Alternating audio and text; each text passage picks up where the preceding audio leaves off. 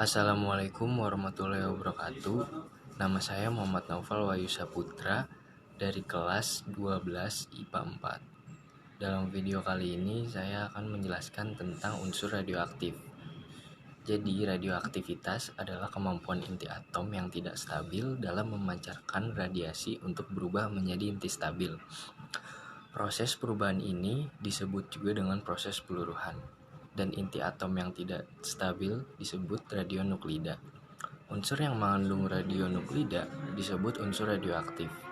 Misalnya, saat ini helium memancarkan sinar alfa akan terpancar 2 proton dan 2 neutron. Dengan pemancaran ini, maka bahan yang meluruh akan mengalami pengurangan partikel-partikel penyusunnya. Karena sifatnya inilah kemudian peristiwa pemancaran sinar-sinar radioaktif pada bahan radioaktif ini dinamakan peluruhan. Contoh unsur radioaktif antara lain yaitu uranium, plutonium, dan lain-lain. Pada tahun 1896, Anthony Henry Becquerel mengamati bahwa beberapa gram uranium memancarkan radiasi yang dapat menembus kertas hitam yang menutupi plat fotografi.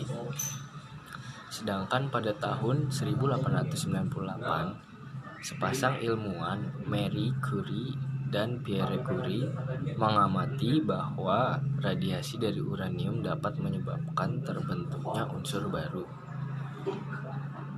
Marie Curie menciptakan istilah keradioaktifan atau radioactivity untuk proses radiasi atau pemancaran sinar oleh suatu unsur.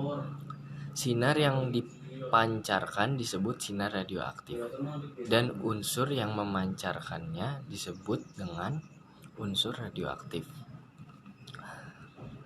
Pierre Curie dan Marie Curie berhasil mengisolasi 2 buah unsur baru yang terbentuk dari peluruhan unsur uranium masing-masing pada bulan Juli dan Desember pada tahun 1898.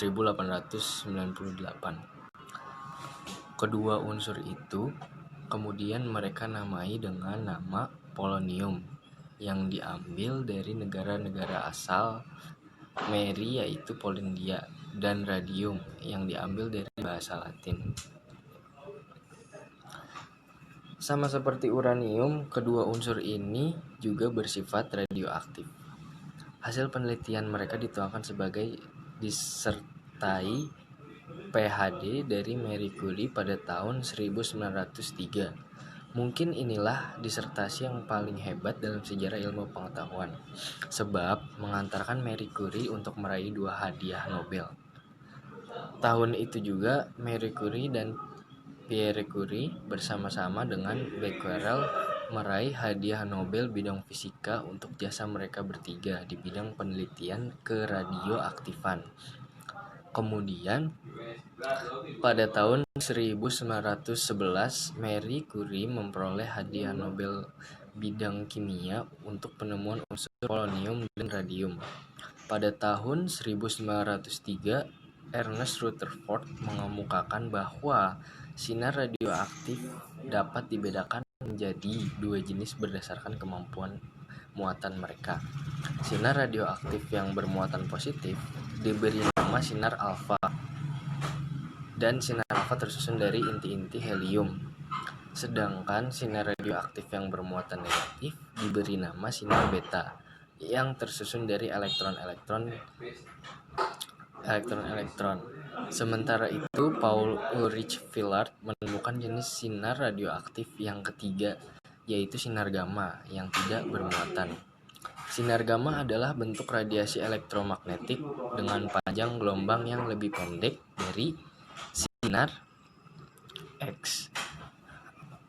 Sifat-sifat sinar radioaktif secara umum dapat